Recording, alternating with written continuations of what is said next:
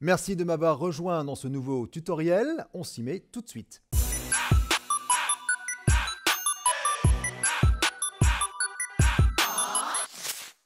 Alors avant de commencer, je vais vous montrer comment on va travailler, quel est le workflow qu'on va utiliser, parce qu'il ne faut pas se lancer directement la tête la première dans le projet sans avoir bien réfléchi comment on allait s'organiser. Parce que c'est très important de s'organiser. On va utiliser Premiere, on va utiliser Cinema 4D, on va utiliser After Effects, on va faire de la post-production, on va utiliser des rushs qui sont des rushs bruts, des rushs après truqués. Donc tous ces trucs-là, il va falloir les organiser. Alors avant de vous montrer l'organisation, ce que l'on appelle donc le workflow, je vais vous montrer le résultat final que j'aimerais obtenir grâce à des plans qui sont d'origine. Alors d'abord, les plans d'origine, je les ai classés dans un dossier. Alors j'ai d'abord commencé à m'organiser un petit peu, j'ai préparé un petit peu le tuto. Je me suis organisé, j'ai donc réalisé un dossier qui s'appelle réalisation d'une scène de clip. À l'intérieur de ce dossier, j'ai créé plusieurs dossiers. J'ai d'abord mis le dossier Rush originaux ici, et donc là, j'ai mes originaux. Donc ça, c'est la capture d'un personnage sur un fond vert avec des marqueurs qui vont nous permettre de traquer les mouvements de caméra. Et grâce à ces originaux-là, on va faire donc le montage. On va réaliser ensuite le trucage avec la création de la scène, les lumières, etc., la post-production. Donc, je vais prendre un original quelconque, celui-ci par exemple. Donc voici le personnage sur un fond vert. Bon, je suis tombé sur un mouvement de caméra où il n'était pas du tout en mouvement. Je vais peut-être en prendre un autre. Alors, on va réussir à avoir des mouvements quand même de caméra. C'est très bien, j'en ai pas, mais il y en a, vous inquiétez pas. Ici, par exemple. Voilà, donc là j'ai bien un mouvement de caméra. Cet élément-là, il va falloir que je le récupère. Le mouvement de caméra, je vais le récupérer grâce au marqueur qu'on a derrière ici. On a pas mal de petites choses d'ailleurs, des petites épingles. Il y a plein de petites choses comme ça que le tracker va récupérer. Et ce plan, un exemple donc de ce plan-là, on va essayer d'extraire toute la scène ici avec le fond vert, les lumières, etc. On va récupérer simplement que le personnage. Et en récupérant ce personnage-là, on va réaliser donc la scène de clip montée avec évidemment l'audio plus la vidéo. Et voilà ce que je vous propose. Le final, ça va nous donner ça. Je le mets en plein écran. Donc effectivement, je fais une petite pause, effectivement. Vous avez donc le personnage qui danse sur un fond qui a été recréé entièrement grâce à Cinema 4D, qui nous permettent donc de réaliser de la modélisation. On va donc apprendre à modéliser donc des enceintes. On va apprendre à texturer ces enceintes. On va apprendre également à leur appliquer des lumières, une ambiance colorimétrique. Et surtout, on va jouer sur les mouvements de caméra qui sont d'origine, donc qui ont été réalisés grâce au plan d'origine que je vous ai montré tout à l'heure. Et on va donc capturer, donc, grâce à ce qu'on appelle un tracking 3D, capturer les mouvements de caméra pour pouvoir après coïncider les mouvements de caméra avec la scène 3D qu'on aura réalisée ensemble. Et donc ce qui donne, si j'arrive à refaire une lecture, ce qui donne évidemment, vous voyez la caméra qui bouge en même temps avec le personnage, et ça donne l'illusion que le personnage a été tourné dans cette scène-là.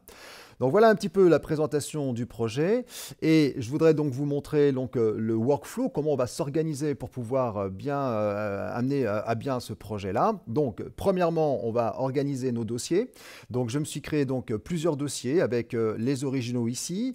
J'ai donc des dossiers que j'ai appelés Keylight et Rotoscoping. On verra un petit peu ce qu'il y a. Bon, pour l'instant, tout est vide puisqu'on n'a strictement rien fait. La modélisation, donc modélisation de toutes nos enceintes qu'on aura besoin. On aura le montage brut, c'est-à-dire qu'on va commencer par faire un montage en brut, vous allez voir et vous allez comprendre pourquoi on va faire ça. Un dossier post-production, parce que effectivement, une fois que la scène a été réalisée dans Cinema 4D, on aura toujours besoin de faire de la post-production pour embellir un petit peu les scènes, pour donner des effets de couleur, des effets de lumière qui scintillent, qui donnent des choses un peu plus percussives et qui vont donner l'envie de voir ce clip. Donc post-production obligatoire. Les rendus, c'est 4D, puisque effectivement, quand on fait de la 3D, on aura besoin de faire des rendus. Alors là, ça sera une partie très embêtante parce que ça sera une partie très longue. Donc, évidemment, je couperai la caméra à ce niveau-là. Ça ne sert à rien de visualiser un plan qui va être calculé pendant 12 heures s'il y a besoin de 12 heures de calcul. Mais on aura besoin de calculer ces plans-là pour pouvoir après les réintégrer dans le montage final. Donc, les rushs, donc évidemment, hein, pour l'instant, tout est vide. Les rushs originaux, donc ce sont les rushs que j'ai récupérés. On prendra peut-être sûrement pas tous les rushs, on verra, il faudra faire notre montage. Les rushs truqués, donc effectivement, les rushs qui ont été truqués, qui vont être après dans la post-production. Et qu'est-ce qu'on a d'autre? Le tracking 3D, évidemment, le tracking que je ferai.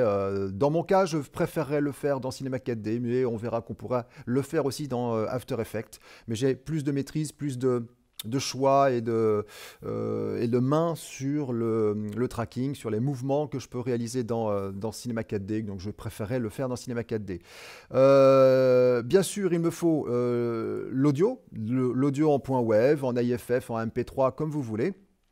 Et puis c'est tout. Après, bon, c'est juste le workflow donc, que je vais vous montrer, que j'ai fait un petit diagramme ici dans Illustrator. Je vais faire un petit truc comme ça, voilà, en plein écran, comme ça. On va voir un petit peu l'idée du projet, comment il va s'organiser. Alors, la première chose que je vais faire, je vais d'abord faire le montage dans Premiere. Hein, les plans d'origine vont être montés directement dans Premiere et ils vont être montés, vous voyez, j'ai marqué ici le montage du clip en version brute, c'est-à-dire que je vais monter les plans, mais en version brute, c'est-à-dire avec le fond vert, avec tout l'environnement de la pièce que on va enlever plus tard. Alors pourquoi je fais ça?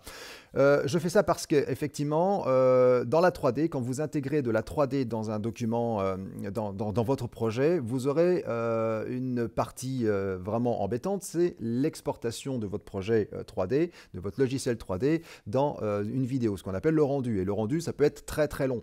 Donc forcément, il va falloir faire attention de faire des rendus que des scènes qui ont été validées. Parce que si vous commencez à rendre toutes les scènes qui ne seront même pas utilisées dans le montage, vous allez perdre un temps énorme, un temps inutile, et vous n'aurez jamais fini votre montage parce que tellement les rendus peuvent être très longs. Donc là, nous sommes en vidéo. Donc en vidéo, on a 25 images secondes. Nous, on a tourné, je crois que les rushs sont en 23,97. Donc c'est un petit peu moins que 25 images secondes. Mais dans tous les cas, imaginons donc un plan d'une seconde. Il va falloir que je calcule 25 images.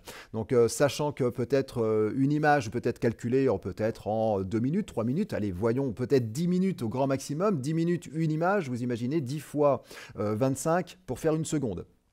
Donc, c'est pas possible de faire n'importe quoi, c'est pas possible de se dire, bah tiens, moi je vais d'abord faire ma 3D, puis je vais proposer ça à mon client. Non, on fait pas comme ça. On fait d'abord le montage en brut. Le montage, vous verrez, ça va être très simple. Si le client ne valide pas parce qu'il dit, bah non, finalement, le plan, ça me convient pas parce que là, il danse un petit peu trop rapidement, ou parce que j'aime pas la façon de danser, ou parce que j'aime pas ce plan-là, parce que le personnage, il a un mauvais, je sais pas, un mauvais karma, j'en sais rien, ce que vous voulez, eh bien, c'est pas grave. Parce que dans Premiere, on n'a pas fait de rendu, il suffit simplement de changer le plan par un autre, etc. Il nous faut d'abord une validation de votre client d'un plan brut. Alors l'idée c'est de faire évidemment de dire à votre client attention, évidemment toute l'extérieur de la scène, le fond vert, tout ça, ça sera remplacé par une conception 3D derrière. Donc ça, il faudra que le client se mette un petit peu dans l'univers et se dire, bon, ok, je vais faire abstraction de tout ce que je vois qui ne me plaît pas, mais c'est surtout pour valider le montage. Une fois que le montage est validé, nous, on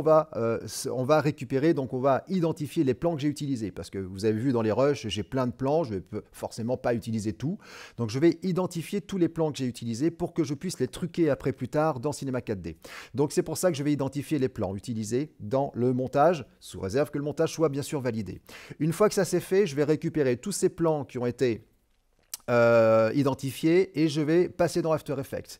Pourquoi After Effects? Parce que grâce à After Effects, je vais enlever justement tout ce fond vert, tout l'environnement. Je ne veux que le personnage. Donc on va enlever le fond vert des plans utilisés bien sûr et supprimer les marqueurs. Vous avez, il y avait des petits marqueurs, on en parlera au fur et à mesure quand on fera de l'After Effects. On verra que les marqueurs vont nous être...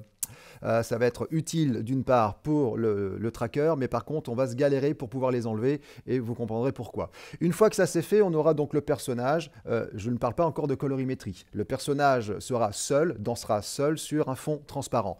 Ensuite, une fois que j'ai fait ça, je vais commencer ici, je vais commencer à faire dans Cinema 4D, on va faire un gros chapitre de Cinema 4D parce qu'on va récupérer les plans qui ont été toujours identifiés et utilisés, hein, qui ont été donc utiles pour le montage, et je vais traquer ces plans. Donc ces plans en 3D, c'est-à-dire que je vais récupérer les plans d'origine, bruts, hein, sans, évidemment avec les marqueurs et tout le reste, pour pouvoir récupérer les mouvements de caméra de ces plans-là. Une fois que ça c'est fait, je vais pouvoir repérer les marqueurs qui sont déjà dans la vidéo pour pouvoir après les utiliser en tant que référence de positionnement. Parce que vous allez voir qu'il va falloir des références de positionnement par rapport aux personnages réels et par rapport aux enceintes que je vais placer derrière pour que chaque plan soit cohérent, que je ne place pas des enceintes qui soient à 3 km et puis d'autres qui sont collées au personnage.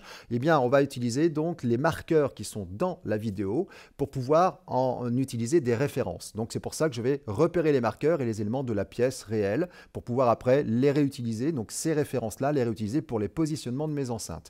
Une fois que ça c'est fait, on va faire la modélisation. Donc modélisation, ça va être la modélisation de toutes les enceintes, le texturing, on fera une belle partie aussi de texturing sur les enceintes, la création de la scène, c'est-à-dire la pièce avec 4 murs, les positions de chacune des enceintes en fonction de marqueurs qu'on aura prévus au départ. Le lighting, évidemment, positionnement des lumières, et puis la sauvegarde de cette scène-là. Hein. Une fois que la sauvegarde de la scène est faite, on va pouvoir après l'exporter. C'est pour ça que je vais intégrer donc la scène de tous les plans traqués dans After Effects ici. À partir de ce moment-là, dans After Effects, j'aurai des plans bruts avec évidemment les mouvements de caméra, puisque j'aurai fait mon tracking et je les aurai intégrés dans les mouvements de caméra. Les rendus auront été faits en vidéo, et c'est ces vidéos-là que je vais pouvoir maintenant rebalancer dans After Effects. Donc on reviendra cette fois-ci dans After Effects avec les éléments que j'aurai déjà séparés au niveau du personnage. J'aurai donc séparé le personnage, la scène avec les mouvements de caméra qui auront été réalisés grâce à mon tracking. Je vais faire coïncider les deux personnages et on verra que quand le personnage va bouger, eh bien la scène va bouger en même temps. Et là, on va faire la post-production. Donc, on va rajouter de la lumière, enfin peut-être pas de la lumière, mais des effets colorimétriques, des effets de rayons lumineux. On va rajouter un petit peu de flou, un petit peu de grain, un petit peu de machin, un petit peu de ci, un petit peu de ça, pour que la scène soit bien beaucoup plus jolie.